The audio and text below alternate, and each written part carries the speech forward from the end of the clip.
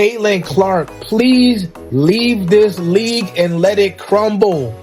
Please, this league. Part of the game, I think the refs had a lot to do with that. It was a build-up for a couple of years now of them just not protecting, the star player of the WNBA. And so at the end of the day, I'm going to protect my teammates. More and more people are speaking up.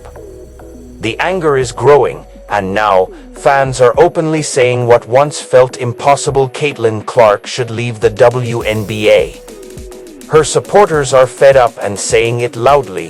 The league has failed to protect her. Because of the way they play the game, because I love the WNBA, I love the way they play the game. But we really watch it because Caitlin Clark and everybody watching. Now listen, if I keep bumping her, knocking her down, might get her a concussion, you might hurt her for real. For 2 weeks, she was done with like a hamstring. She was down. 55% of the viewership was down.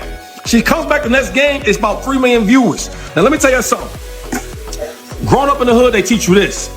Always protect the money. Y'all keep hurting her and all that. She going for a year or two. Ain't nobody gonna watch it. If nobody watches, how y'all gonna make and generate money? Stop playing with that girl home. Look, y'all need to start doing is put them emails together with the commissioner, to the referees. Don't put y'all. This feeling is spreading fast. Fans are begging Clark to walk away from the WNBA.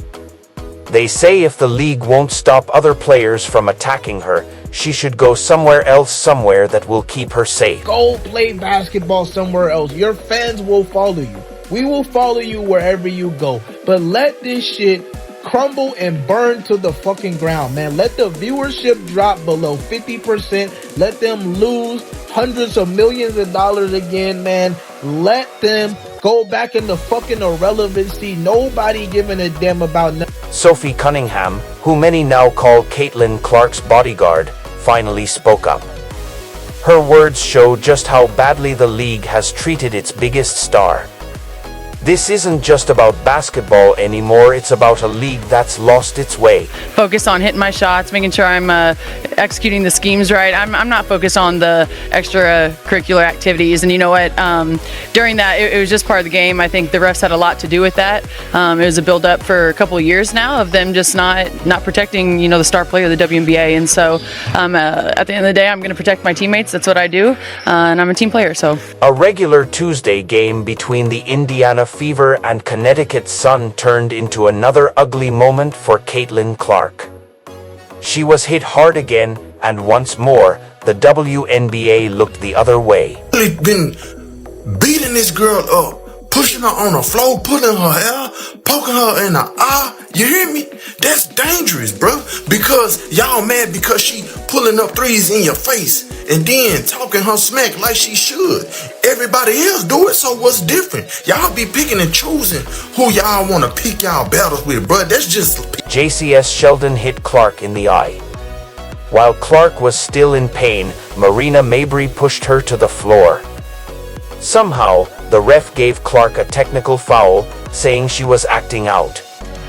Think about that, the one getting attacked was the one punished, while her attackers got barely anything. Mabrey's still staying in the game. What do you have to do to get ejected? Yeah, that's all of our question, buddy.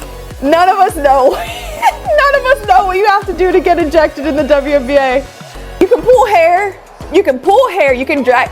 Stop. You don't even have to pull hair. You can drag someone to the ground by their hair and not get ejected. You can. You can body check someone to the ground with no ball in sight. You can poke someone in the eye. None of these things will get you ejected. So at least we know these are the 3 things that you can do. Has anyone thrown a punch yet and not gotten ejected? I think that's just the last straw. Like, maybe that would get you ejected. Anything else? Fair game. But this time, things changed. Caitlin had someone in her corner, Sophie Cunningham. After watching this happen game after game, she had enough. With 46 seconds left, Sheldon stole the ball and headed for an easy score. Sophie grabbed her by the hair and pulled her down, starting a fight that shocked the whole league. Sophie, who's my one of my favorites now. She's become one of my favorite WNBA players. I'm gonna watch her too, like I watch Caitlin. Look at what she did. And people may not say that this was in response or whatever the case may be, but I feel like Sophie is like You want to play? We can play. I want to play the clip of her with the girl. And your girl Sophie. Golson had it knocked away. Good hands by Allen. And Sheldon comes up with the steal. Watch it. Goes coast to coast. What's up there? And here we got another breakers here. As J.C. Sheldon goes right at Blonde hair and the high heels fool you. That was a hard foul, no good. If you're enjoying this, please subscribe. What happened after the fight was unlike anything the WNBA had seen. Sophie's TikTok went from under 400,000 followers to over 1.2 million in a day. Her Instagram blew up too. Fans weren't just supporting her, they were praising her. Her jerseys sold out until July 8th. It wasn't just a trend, it was a moment. Fans were starved for someone to finally stand up for Clark. We've been surprised about this. Sophie Cunningham's jersey sales just passed Caitlin Clark's after she goes viral overnight for protecting Caitlin Clark in a game where she got fined $400, which Caitlin Clark apparently is paying for. But yeah, we found our new queen at. When Sophie talked to reporters, she didn't sugarcoat anything. She said, "It's been building for years. The refs just don't protect the star player." Her words spoke for every fan who's watched this mess. She added, "At the end of the day, I protect my teammates. That's what I do." Sophie wasn't just talking about one game, she was talking about years of failure by the WNBA. Meanwhile, Clark has boosted game attendance to over 16,000, compared to 8,500 when she's not playing. That's nearly double. She's keeping the league relevant. It was a build-up for a couple of years now of them just not protecting, the star player of the WNBA. And so at the end of the day, I'm going to protect my teammates. That's what I do. And I'm a team player. So that is what Sophie Cunningham was in Phoenix.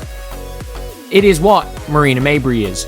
It is what, to an extent, Alyssa Thomas is. And you better believe, there are players in the Fever team that are soft. And I'll say this, where it's it's very rare in sports that the guard is the enforcer. Everyone's like, oh, Caitlin needs to stand up for herself. And I'm like, one, she does, but two, she's a small guard. No small guard likes physicality. No small guard hunts